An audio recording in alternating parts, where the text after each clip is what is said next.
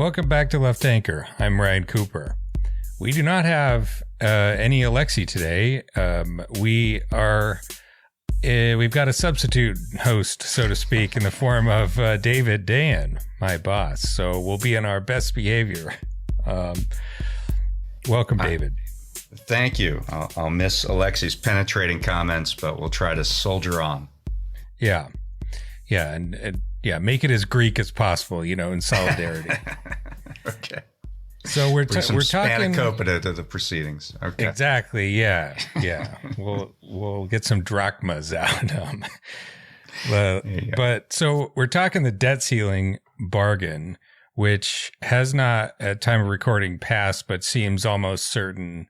We have a few defections from the right and the left. AOC and Bernie say they're not voting for it, somewhat justifiably because it's like a bad bill from their perspective.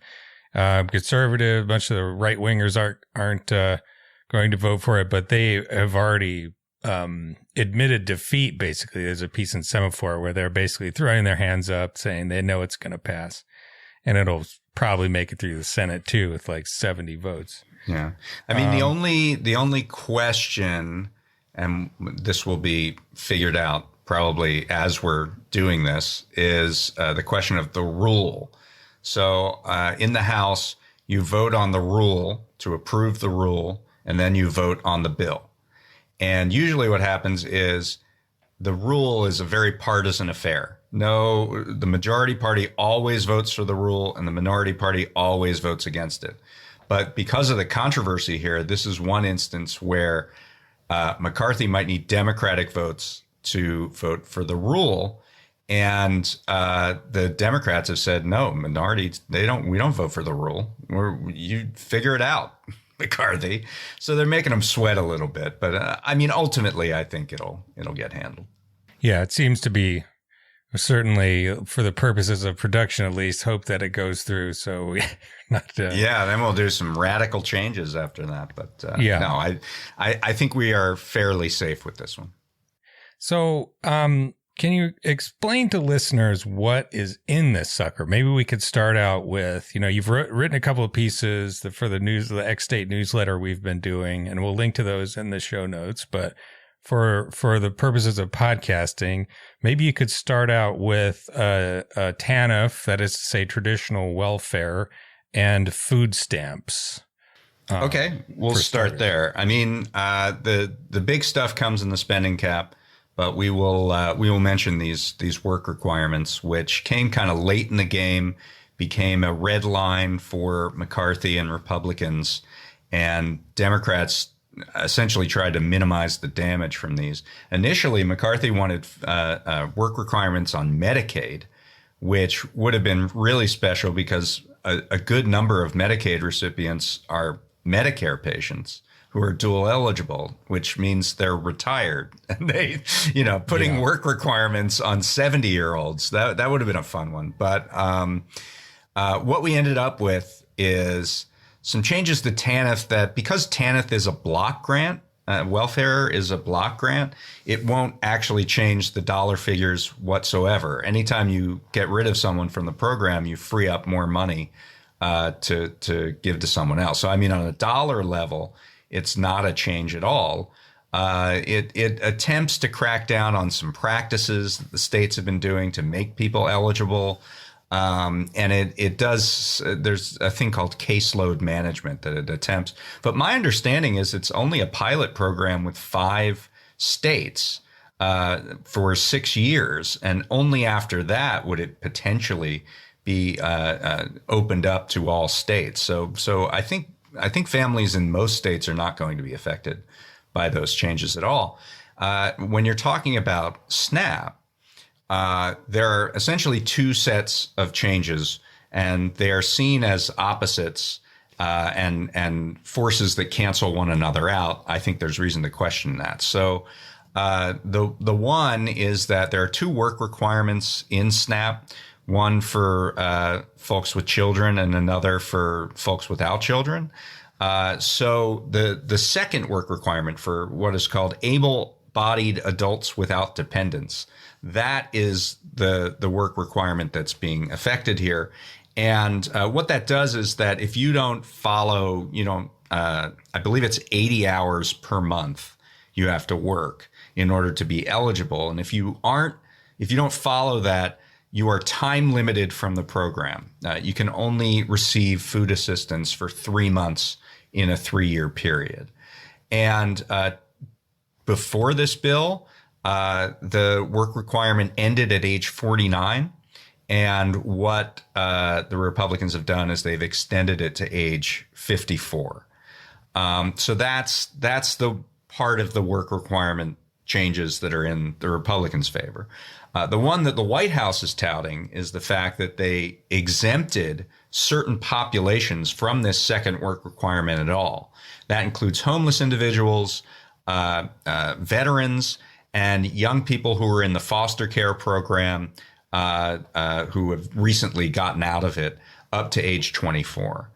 The claim that is made by the White House and also in the Congressional Budget Office assessment of these changes is that on net there will be an increase in people receiving SNAP benefits, which obviously was, to the great consternation of Republicans. What? More people might get food who are vulnerable?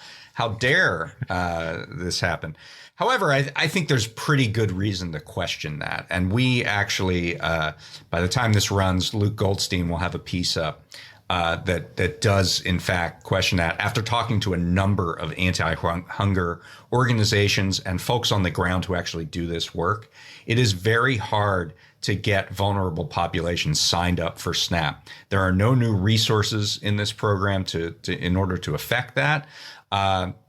Many cities require digital documentation. In other words, sending in your documents because there are still income requirements, right? And there's still other requirements that you have to abide by. And so sending in your application digitally, since the pandemic has become fairly standard, how are you going to get homeless individuals to do that? Also, while a mailing address isn't standard, it's often preferred so that the caseworker can contact you for changes with the program, which happen somewhat frequently, as we are now seeing. It's going to be difficult to do that in the case of homeless individuals or other folks with unstable housing. And it's just hard to find people, let them know that they're now newly eligible for a program and get them through the bureaucracy to actually fulfill the requirements of the exemption and get them onto the program. And I think CBO is assuming a certain perfect take-up that is just not going to be in evidence. Whereas on the flip side, being kicked out of a program because the eligibility requirements changed, that's very easy, right? Because all you have to do is miss a form and then you're not going to be eligible for the program anymore and you'll get kicked off. So I think there's a lot of whistling past the graveyard in terms of what the Biden administration thinks about this.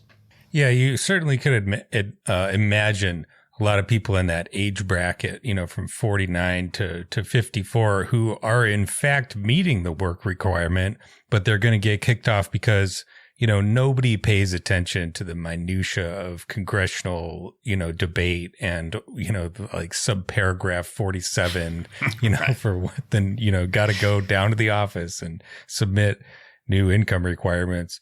The other point I think to make about this is something Matt Bruenig said, that conservatives, I think McCarthy said this too, conservative intellectuals, they'll go on and on about how we're trying to help people restore and find the dignity of work. This is actually good for the people that we're subjecting it to. But in the same breath, they'll exempt certain vulnerable populations that they don't feel like they can sort of subject to this, like veterans. And it just tells you. And it's a political calculation, right? Yeah. I mean, particularly with veterans, we all respect veterans, but why they're more worthy of being exempted from this particular requirement than a 52-year-old person that has trouble because of health reasons holding down a steady job I don't understand it very well. Yeah. Well, I think it just tends to demonstrate that the real motivation here is just kicking the poor. Just want to put the boot in a little bit, but they don't want to kick veterans because they're worried it'll blow back on them politically. Yeah. Second, maybe we could talk a little bit about permitting. I was kind of like it saved the overall spending thing because that'll transition nicely into the next bit. But permitting, so we have a little bit of slight permitting changes. And then we also have Joe Manchin's favorite pipeline being basically rammed through with all possible speed. Can you talk about that? Yeah, we've called it the pipeline payoff, and we're seeing that. So, yeah, I mean, at the outset of this, both sides were talking about, hey, we should be able to find some common ground here. Republicans want faster acceleration on energy projects in general, pretty much fossil fuel projects. Democrats want faster acceleration on approvals for transmission lines and for interconnection to hook up renewable projects to the grid so that you can get energy from where it's produced to where it's consumed. And so, is there a common ground that can be struck here? It obviously was too big to put into this deal at the last minute. And so they essentially punted. There's a thing called the Builder Act, which Garrett Graves, who was one of the key negotiators on the House Republican side, it's his bill. And so they stuck that in there. But really what the Builder Act is all about, it makes some very modest changes to the National Environmental Policy Act, which is sort of the touchstone environmental policy. This is the one that requires environmental assessments or impact statements on all major major projects, federal projects, that is. And what the Builder Act does is it says you got to have a single agency contact that leads this. You have to have better coordination between the agency and other agencies it might have to talk to for the purpose of drafting these reviews. And then there's a page limit and a time limit on the reviews. There is no limit on judicial review of it. Environmental groups can still sue after the environmental impact statement comes out. I should say that all of these things in the Builder Act have already been adopted by the Biden administration. They already do an agency contact. They're already striving at least towards a timeline. And by the way, even in the bill, there's a timeline, like it says 2 years for an environmental impact statement and 1 year for an environmental assessment.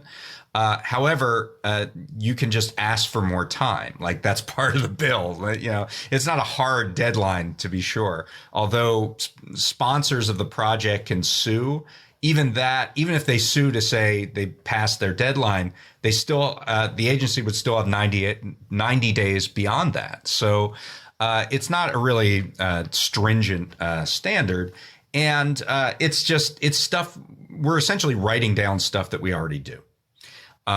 So that's that part of it. There was at some point going to be a bit on transmission, basically expanding interregional capacity for transmission would have hopefully accelerated projects. But instead, that got downgraded after pushback, I think, from monopoly utilities to a study. And the study will take 18 months. That's the timeline. They have 18 months to conduct the study. Then there's public comment, and then they have another year to incorporate the public comment. So, we're talking about permitting in these long timelines to build something. And then they did a study with very long timelines on it. It just sort of recapitulates itself almost. So that is a real, that's really nothing. When you put a study together, that's how Washington says we don't want to do anything about it. And then you had the pipeline payoff, which, Manchin, after the Inflation Reduction Act passed, was promised a vote on his permitting bill. And his permitting bill had a bunch of stuff in it, but it was pretty clear that the only thing he really cared about was approving the Mountain Valley Pipeline, which is a pipeline that goes through Virginia and West Virginia and gets natural gas from the Marcellus Shale area over to the southeast. And it's been beset with legal issues, particularly around water quality. It's lost in court several times. And basically what this bill says, and this can segue into something you wrote, Ryan, what this bill says is that all pieces of this pipeline are hereby approved. And if you have a problem with that, you can't do anything about it. And if you have a problem with this bill, you can only sue in the DC Circuit Court, which has been friendly to this pipeline. So it's kind of a belt and suspenders approach to say, stay out of it, courts, stay out of it, judges. We're not doing this. And while this is a really kind of bad outcome, it is kind of interesting in terms of how it uses Congress as a way to counteract certain forms of judicial review.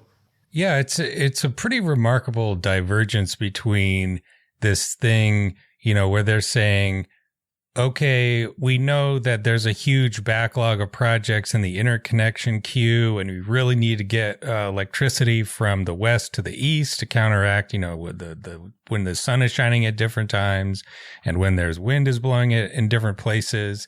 And then they say, okay, we're going to do a study, and in 2.5 years, we'll come back and read the study and see what it says. That if it if it really does, the bleeding obvious is really that obvious. And then on the other side of the equation, they're like, okay, this pipeline needs to go through. Somebody wants it. We've decided on this, and so it's just like, nope, we're ending all possibility of anyone stopping this for any reason. Basically, they say.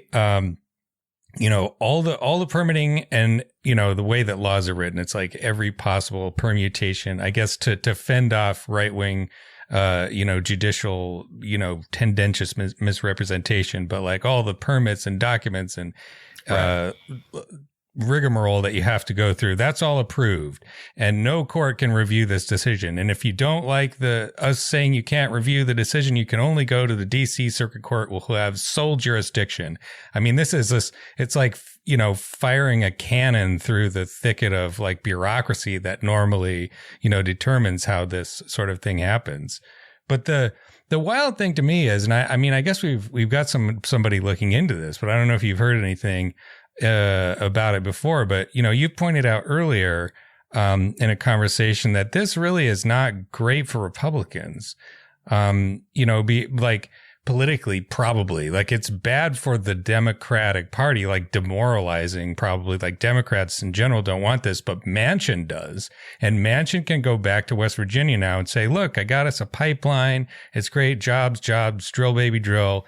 And, it'll be something that he can run on in 2024. And this is one of the seats that Republicans are, I would say, almost certain to win anyways, but like this reduces their chance a little bit. So, where is the pressure to put this into the, Republican ransom note over the debt ceiling? Very strange. It's pretty crazy. I want to talk about judicial review after this, but what I've heard is that this didn't come from House Republicans, because, as you say, Republicans don't necessarily want to extend a gift to Joe Manchin. It came from the White House, and the White House saw it as fulfilling their prior promise to Joe Manchin to get a vote for his permitting bill. Now, there's nothing in this bill that is connected to his permitting bill except for the pipeline. So it just kind of shows you what he was really about with this permitting effort. He's not really that concerned with, promoting renewable energy projects or anything. But the fact that they didn't get anything else out of that trade is just insane to me. I mean, Joe Manchin right now is blocking all EPA appointees of the president from getting a vote on the floor of the Senate. I mean, you'd think that would be a decent trade. Like, we'll give you your pipeline if you stop blocking our appointees. But there is no evidence that blockade has stopped. Manchin refused to hold a hearing for the chair of the Federal Energy Regulatory Commission, which is actually engaging in permitting reform right now, but because it's now at a 2-2 deadlock because he wouldn't hold a hearing for the chair to get renominated, that has been thrown asunder, and there's essentially nothing going on at FERC. They didn't, make some, as far as we know, they didn't make some promise like you'll actually allow our FERC nominee to go through in exchange for this. So it was what they say, fulfilling a past commitment, which is apparently the commitment was we'll get your pipeline done. It wasn't we'll pass permitting reform. But I want to go back to this because there's another part of the bill which also denies judicial review, and it's actually a part that would have been really scary. It's a part called administrative pay-go, and what this means is that there's some Republican executive orders in the past that have said anytime you promulgate a regulation, anytime you finalize a regulation, and it costs money to conduct, whether it's for monitoring or enforcement or whatever, that you have to then cut a regulation that also costs a similar amount of money in kind of a pay-as-you-go trade. Like everything you put in, you have to take something out. This would have been kind of a one-way ratchet for deregulation. Would have been pretty bad. But they gave broad waiver authority to the Office of Management and Budget that can just waive this for a variety of reasons. They can just waive this pay-go restriction. And in the bill, it says there can be no judicial review of the Office of Management and Budget's determinations as far as waivers are concerned. So they're stripping that jurisdiction from the courts. And you wrote a piece a while back, I think a year ago, about how judicial review is super stringent in the United States, much more than other countries. And Congress has, in this case, Congress has the ability to counteract that, and that's a pretty positive thing. If they, this no judicial review thing should be just a macro button that they throw into every single piece of legislation, right? Yeah, it's remarkable that it isn't used more frequently. They really could have stood to put one of them in Obamacare. It have saved everybody a lot of time and money. Right. But the best example of this, it's happened a number of times in history, but there's a case called Ex parte McCardle, which I mentioned in the article from earlier this week, which was about one of the reconstruction cases of people being arrested basically for like inciting terrorism against the government during military occupation of the South after the Civil War. A guy named McCardle. And he sued, filed a writ of habeas corpus that made it up to the Supreme Court. And Congress, after oral arguments, but before the case was decided, quickly passed a law stripping the jurisdiction of the Supreme Court from this case. Right.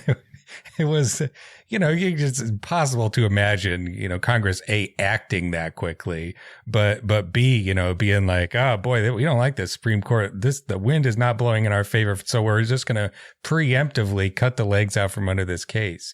And look, why is that bad, right? I mean, the whole point here is that you have folks who are elected by the people every 2 years or every 6 years in the case of the Senate, and versus an unelected bureaucracy that is, part of it of which has been installed in a fashion that looks anti-democratic at best and downright insidious at worst. And so, the separation of powers is a bedrock of our constitutional system. And if Congress, which has the power to limit jurisdiction on various case laws, if they want to do that, why can't they? Yeah. I mean, they have it says explicitly in the Constitution that Congress can have exceptions and regulations to the jurisdiction of the Supreme Court, but it also has like the inherent power to set up the judiciary. It's like the way the Supreme Court operates is determined by statute, and it's funded by congressional appropriation. So like the Congress is supposed to be the core of the constitutional structure, and half the reason the Supreme Court is so powerful is because Congress just doesn't do what it's supposed to do. Right. It doesn't behave. Right. And as you've written, the Constitution was written at a time where factions were seen as dangerous, and they expected Congress to act as a Congress to protect its powers and authorities, not to have factions of Republicans and factions of Democrats in Congress, and the faction that happens to be controlling the interests of the Supreme Court to work in tandem with Congress, even if that means giving up their own power. That was sort of an unexpected result of the constitutional process, and it's led us down this path. However, in this bill, in parts of the Inflation Reduction Act, in parts of the infrastructure bill, you've seen Democrats more interested in limiting jurisdiction. And so maybe we're seeing a trend here. Yeah. Yeah, it's certainly, I don't think, as I said, there wasn't anything like this in Obamacare or, the other laws that were passed back in the 2009 Congress, when, fondly remembering when Democrats had like a 60 vote margin in the House and a 10, it was 60 vote in the Senate. Yeah. Yeah. They had 60. Yeah. Yeah. For a few months. Right. Right. Before they whiffed that special election in Massachusetts. Oh, right. That was a great time. So I think, as we get new generations of people coming up, and there's just less institutional deference to a clearly corrupt and also like clearly right-wing media poisoned Supreme Court majority, this. I just learned about the infrastructure one, that it has to do with broadband funding and the administration of broadband funding. And it's a really crazy one. It's the Assistant Secretary of Commerce who is running that program, the head of the National Telecommunications and Information Administration, can make any kind of ruling, and it can't. This is in the statute. It cannot be challenged in a court unless it was.